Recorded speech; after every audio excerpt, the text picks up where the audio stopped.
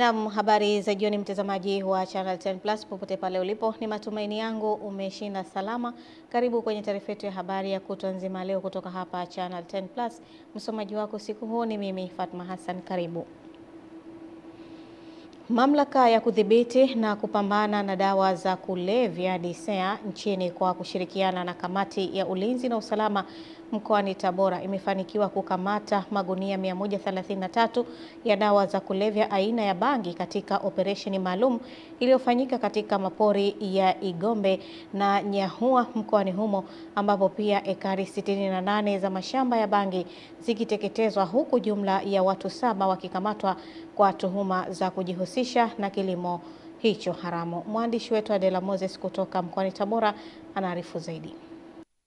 Akizungumza na waandishi wa habari mkoani Tabora, Kamishna Jenerali Mamlaka ya kudhibiti na kupambana na dawa za kulevya nchini Bwana Areta Silimo amesema operesheni hiyo imefanyika kufuatia taarifa kutoka kwa raia wema waliobaini uwepo wa shughuli hizo haramu katika maeneo hayo, akieleza kuwa hatua hiyo ni sehemu ya mpango mkakati wa mamlaka hiyo wa kuhakikisha dawa za kulevya zinatokomezwa nchini, hususani katika kanda ya Magharibi. Katika operesheni hiyo tulikamata gunia 133 zilizokuwa ndani ya pori hilo, mapori haya mawili ambayo tulifanya operation.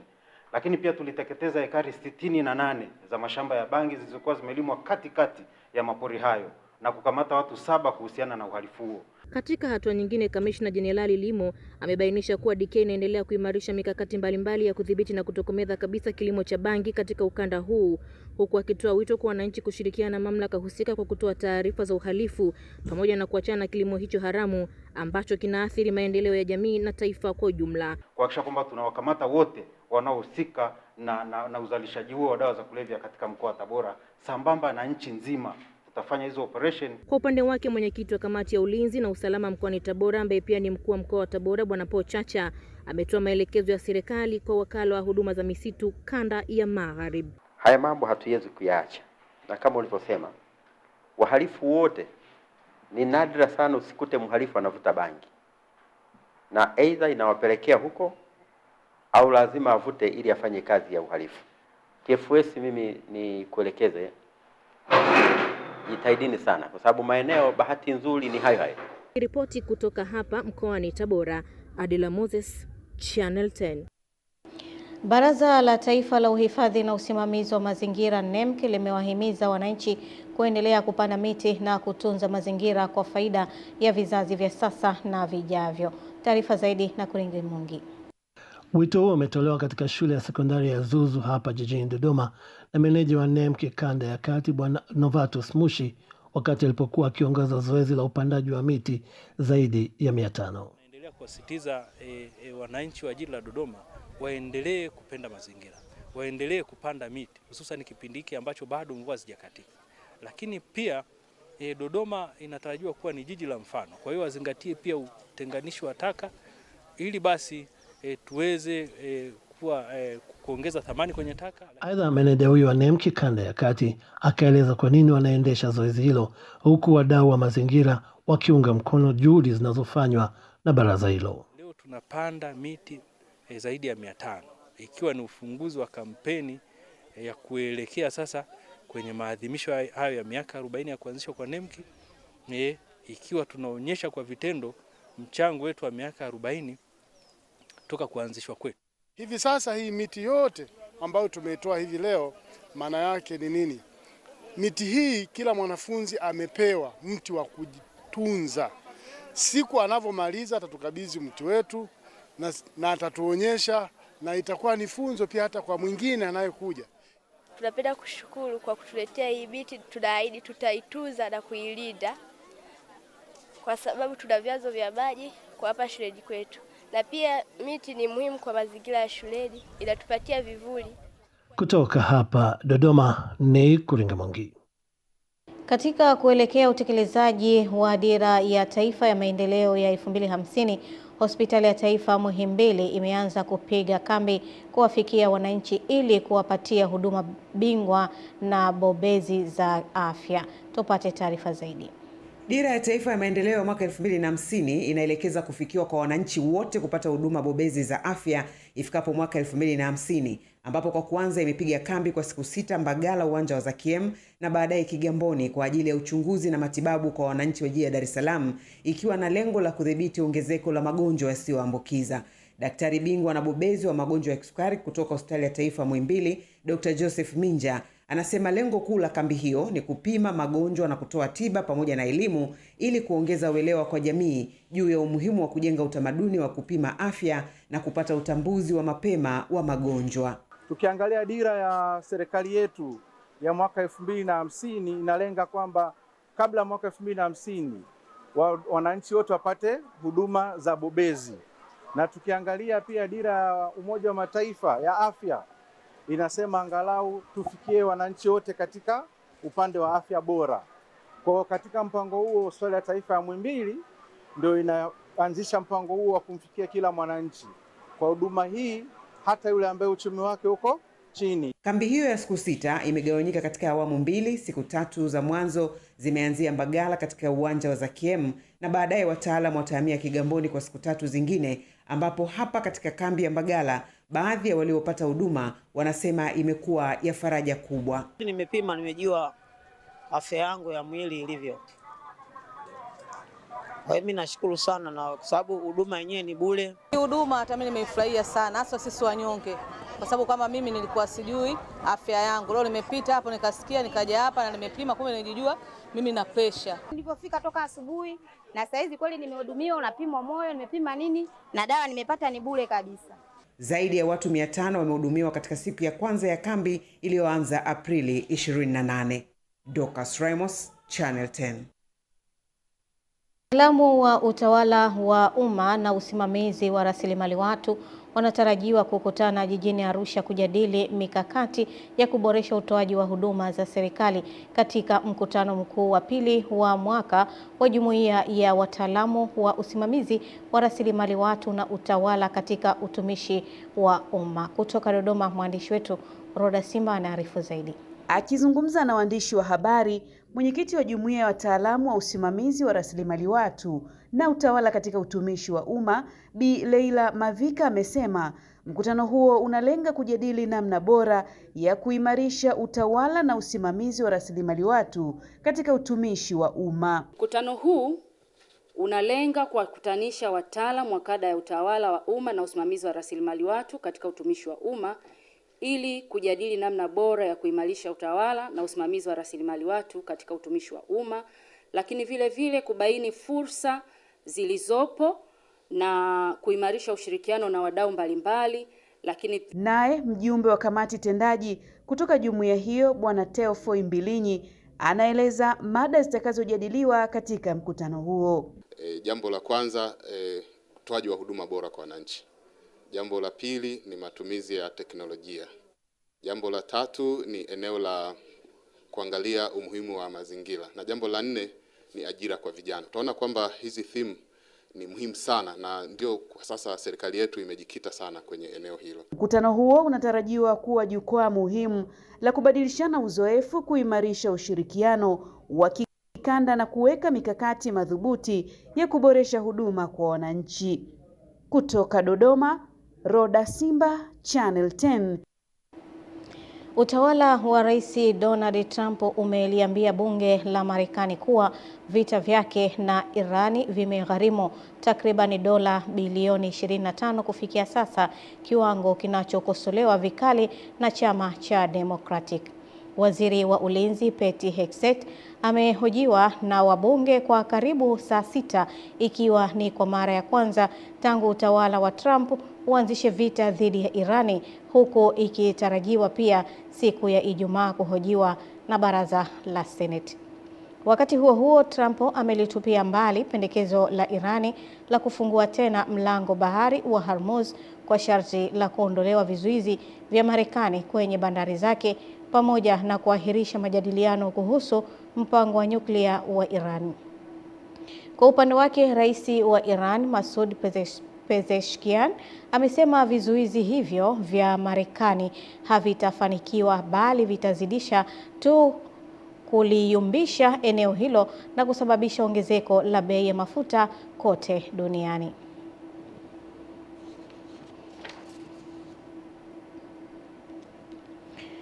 Jumuiya ya maendeleo na uzalishaji wa mboga kisiwani Pemba imezindua teknolojia mpya ya ubunifu inayotumia takataka kama rasilimali yenye tija, hatua inayolenga kupunguza uchafu wa mazingira pamoja na kupunguza athari za ukataji wa miti ovyo. Taarifa ya Masanja Mabula kutoka kisiwani Pemba inafafanua zaidi.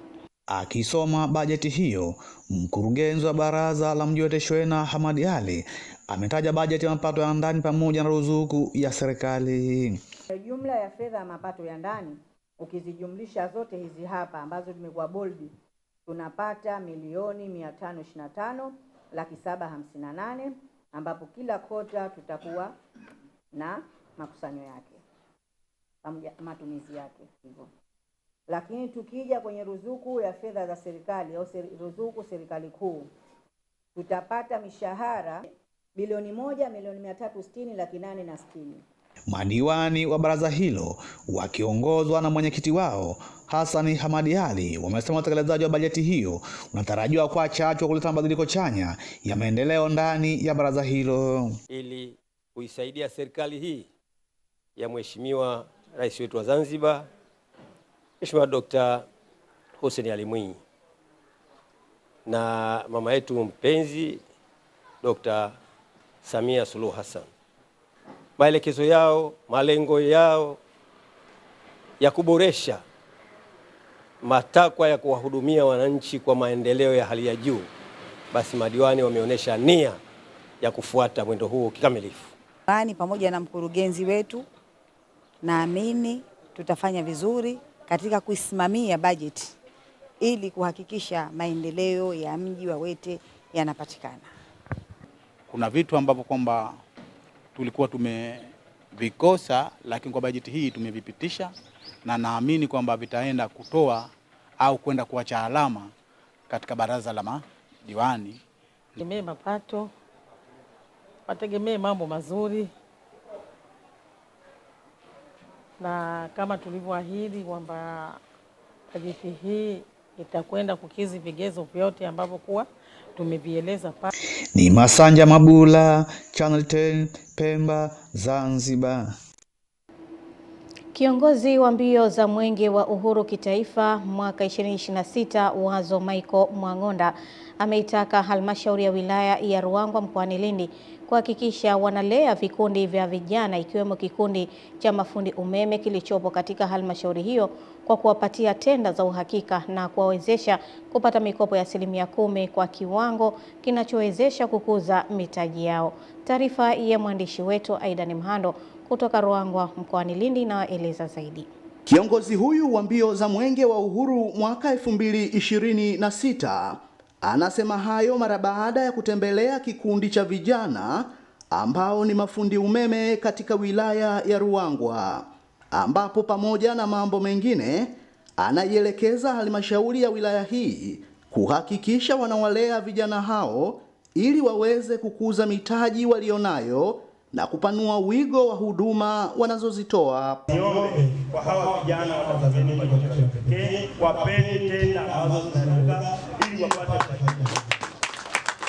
Wametoka habari, ametoka na mkopo wa milioni 7, ameumaliza sasa hivi umempasha, bado ni mdogo. Mtafutie tenda ambayo inaeleweka, afanye kazi, vijana walipe.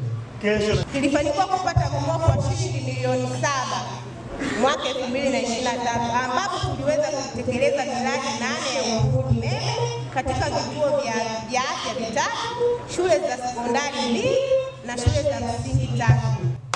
Nimeshaongea na mwenyekiti wa halmashauri, maelekezo yaliyotoa yamo kwenye baraza ambalo sisi tutasimamia 30% ya miradi hiyo lazima wapewe hawa. Kiwa katika mradi wa ujenzi wa mabweni ya wanafunzi wa shule ya sekondari Ruangwa, kiongozi huyu wa mbio za Mwenge anatoa ujumbe huu kwa wananchi.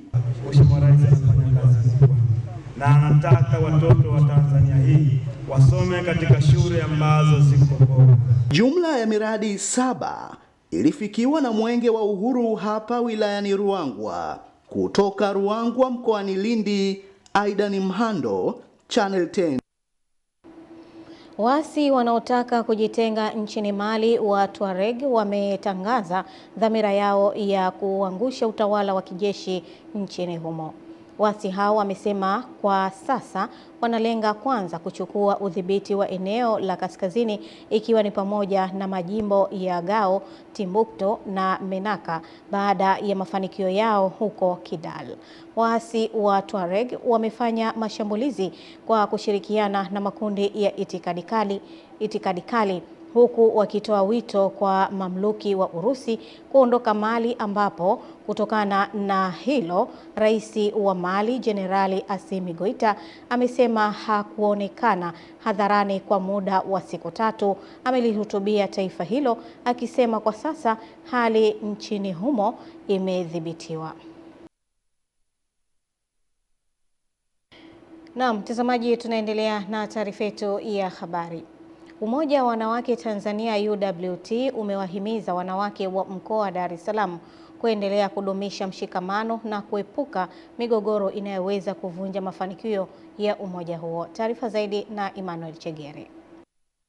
Akizungumza katika kongamano la kuwashukuru na kuwapongeza wanawake, mwenyekiti wa UWT Taifa Zainab Shomari amesema licha ya kuwepo kwa changamoto na vichocheo katika maelewano ya kila siku, wanawake wanapaswa kuzingatia msamaha na kusameheana kama nguzo muhimu ya maadili na ibada, hatua itakayosaidia kuimarisha umoja, amani na maendeleo.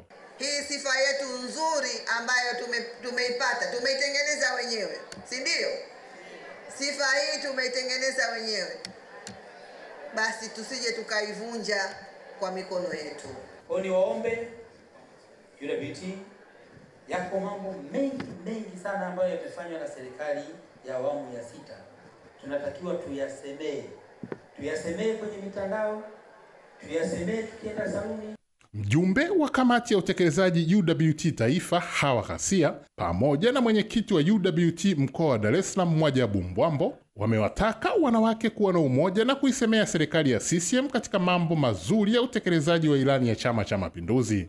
Kwa hiyo kila mtu kila alipo, iwe kwenye grupu la WhatsApp, iwe mtaani, iwe kwenye vikoba, iwe kwenye basi, popote pale, sisi ndio watetezi wa Chama cha Mapinduzi na ndio watetezi wa rais wetu. Tunapovuka kwenda 2027 tusipasuke vipande.